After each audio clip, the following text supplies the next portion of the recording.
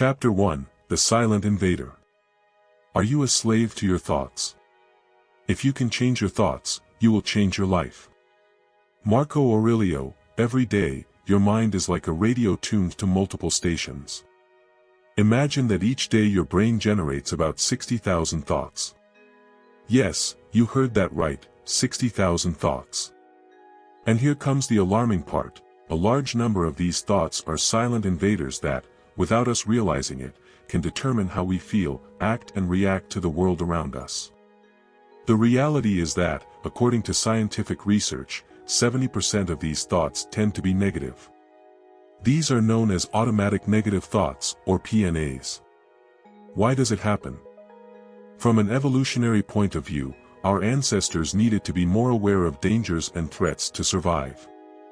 This negative bias, this tendency to pay more attention to the negative than the positive, has become ingrained in our psychology. But here comes the paradox of the modern world. Whereas before these thoughts were essential to escaping predators, now, in a world where tigers don't lurk around every corner, these PNAs can turn against us. Instead of helping us, they plunge us into spirals of doubt, insecurity, and fear. So as we move forward on this journey, it's vital that you understand something: you are not alone in this. We all face these silent invaders.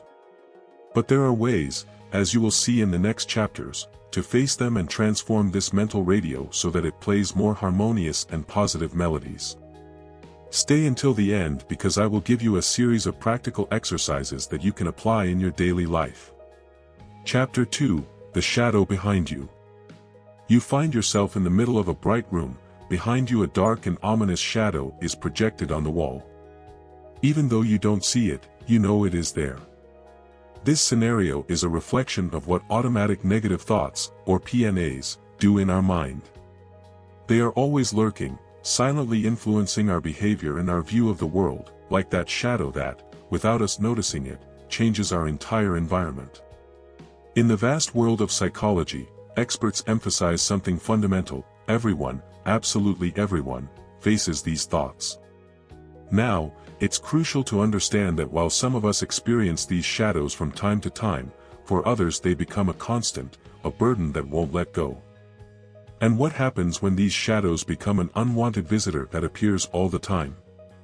The repercussions on our mood and daily life can be devastating.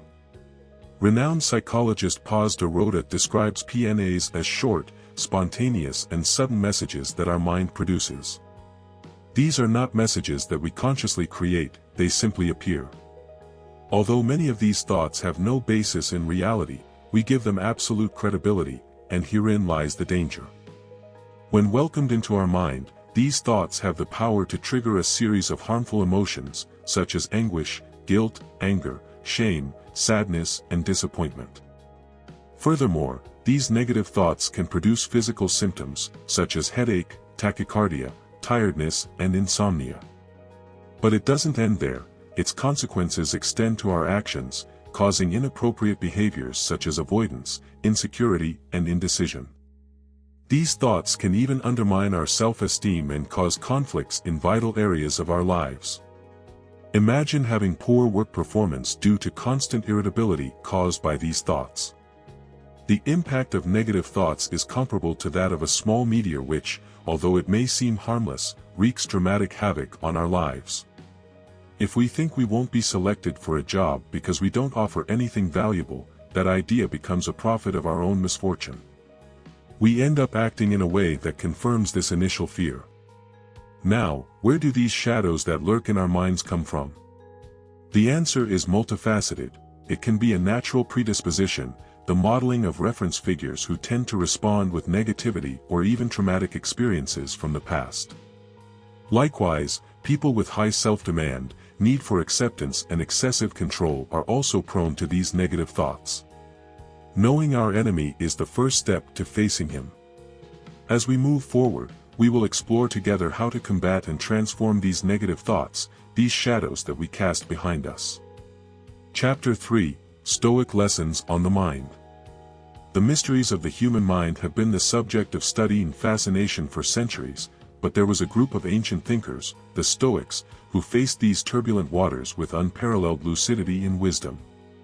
The Stoics saw the mind not as an enemy, but as a powerful tool. They understood that our thoughts and emotions are neither good nor bad in themselves, but it all depends on how we interpret them. They maintained that, although we cannot control the external events that occur around us, we do have the ability to control how we react to them. According to his philosophy, suffering does not come from the facts themselves, but from our interpretation of those facts. One of the most famous maxims of this philosophical school, coming from the enlightened Stoic Epictetus, tells us, "It is not things that disturb people, but the judgments they have about them." In other words, the power lies in our perception. Another great of the Stoic school, Marcus Aurelius, Roman emperor and philosopher, recorded in his writings, "The happiness of your life is determined by the quality of your thoughts, therefore, watch carefully what you allow yourself to think." This simple statement is an invitation to take control of our mind and our life. Instead of being victims of our negative thoughts, we can be the masters of our perception and emotional response. Stoicism, however, was not about denying emotions, but about understanding and properly managing them. As Seneca, one of the most influential Stoic philosophers, put it, "It is not about not feeling, but about feeling and not being enslaved by it." These Stoic lessons are timeless and remind us that although we cannot avoid negative thoughts and emotions, we have the ability to manage how we react to them. Instead of being carried away by the current of the mind, we can learn to navigate its waters with mastery and determination. So, armed with the wisdom of these great thinkers, I invite you to delve deeper into the essence of Stoicism and its practical application for managing our thoughts and emotions. Chapter 4: The Internal Battle of Beliefs and Values. Imagine for a moment that your mind is a fertile ground where seeds are sown every day. These seeds are our beliefs and values, fundamental as they determine how the garden of our mind will flourish. If the seeds are filled with fear, doubt, or negativity, that is what will grow. But if they are full of love, trust, and positivity, that will be the panorama that dominates our mind. Our beliefs are powerful. They are like the software that directs the functioning of our mind. If we believe that we are not good enough, that life is unfair, or that we will always have bad luck, that will be the reality we create for ourselves. On the contrary, if we believe in our value, in the opportunities and in the ability to learn and grow from each experience, our path will be full of light and possibility. Now, if beliefs are the software, values are the programming we decide to follow. They are the principles and standards we choose to guide us in life. They show us what is important to us, what we prioritize, and how we react to different situations. However, even the most deeply held beliefs and values must be questioned regularly. Socrates, although not a Stoic, left us a vital maxim: know thyself. It is essential to review and, if necessary, readjust our beliefs and values to ensure that they continue to be relevant and serve us in our personal evolution. Coherence between what we think, feel, and do is the foundation of an authentic life. By understanding and aligning our beliefs and values, we create an internal compass that guides us through life's challenges and joys. In doing so, we also improve the quality of our thoughts and build a resilient and prosperous mental terrain. Now, understanding and managing our beliefs and values is just the beginning. In the next chapter, we'll explore AMP, a powerful tool that helps us transform our mindset in a positive way. Have you ever felt like you're stuck in a cycle of negativity? Well, it's time to turn on the light and discover how a positive mental attitude can be your beacon in the darkness.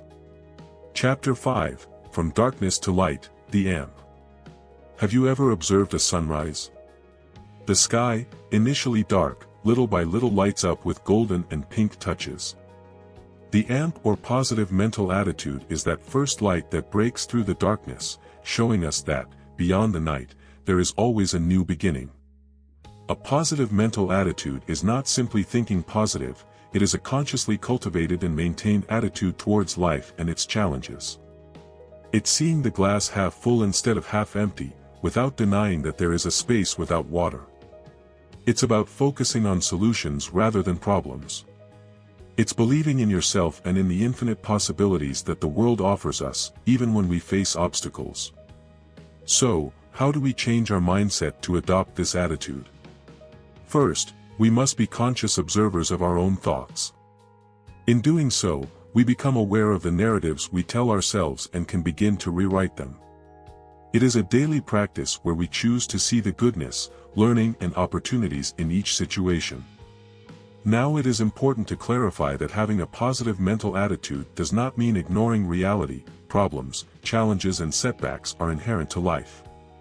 However, a positive mindset reminds us that life is about solving better problems. While some see a problem as an insurmountable obstacle, those who embrace an AMP see it as an opportunity to grow and learn. Throughout history, many of the most successful individuals have not necessarily been those with the most talent or resources, but rather those with the ability to maintain a positive outlook even in the face of adversity. AMP is that spark that ignites the passion, resilience and determination to keep moving forward, no matter what. But where does a person get this kind of attitude? As Earl Nightingale expressed in his book The Magic Word, the easiest and most efficient way to form the habit of a good attitude is to begin behaving as if you have a good attitude, a positive and expectant attitude toward life. If you've never tried it, you'll be surprised at what happens. As we explored in previous chapters, the power of our thoughts is immense. But what happens when these thoughts betray us and become our own enemies? In the next chapter, we'll dive into the trick of these negative thoughts and learn how to recognize and combat them. Are you ready to discover the art of mind games and learn how to quickly identify a negative thought? Advance with me to the next chapter. Chapter 6, Mind Games, Distinguishing the Enemy. Every negative thought is like a snake hiding in the grass, ready to strike when you least expect it. But what if you could detect it before it bites you? First, to quickly distinguish a negative thought, you need to know your own patterns. These thoughts are often accompanied by feelings of doubt, fear, or insecurity. They manifest in subtle ways, like a little voice in your head that tells you you're not enough or that something is going to go wrong. Learning to recognize that voice and challenge it is the first step to taking control. Now, imagine for a moment that every thought has an opposite. This is the principle behind the law of polarity. For every negative thought, there is a positive one that can replace it. If you believe, I can't do this, the opposite would be, I have what it takes to face this challenge. By seeking the opposite, you can quickly switch sides, moving from pessimism to optimism. But here comes a powerful tool, attention. Think of attention as your secret weapon. Negative thoughts thrive on distraction and moments when your mind wanders. However, when you focus your attention on the present moment, especially on your body and its sensations, you break the chain of negative thoughts. Feeling your breath, noticing the tension or relaxation of your muscles, or even listening to the sounds around you, can help ground your mind in the now, preventing negative thoughts from taking over. The mind is like a garden and negative thoughts are like weeds. If you detect them in time and use the appropriate tools, you can keep your garden in great condition. But what if I told you that the ancient Stoic philosophers already knew these techniques and had their own tools for a clear mind? Would you like to learn how to empty your mind and strengthen it with ancient practices? So, don't wait any longer and join us in the next chapter. Chapter 7, Stoic Tools for a Clear Mind. Within the Stoic tradition, we find essential tools that offer us guidance in the battle against negative thoughts. These practices, centuries old, still resonate in our modernity and offer us paths to a clearer and more serene mind. Let's go to practice number 1, negative visualization or premeditatio malorum. Seneca, a famous Stoic philosopher, advised us to imagine worst-case scenarios, not to scare ourselves, but to prepare. By mentally facing the adversities we could encounter, we minimize fear and learn to appreciate what we already have. A practical exercise would be, for example, before an important event, to take a moment to visualize the possible setbacks and how you would adapt to them. We continue with practice number 2, the dichotomy of control.